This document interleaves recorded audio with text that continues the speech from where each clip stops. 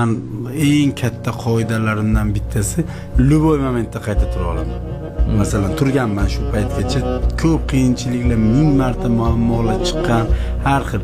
Keyin ko'proq natijalarimni aytishni yaxshi ko'raman.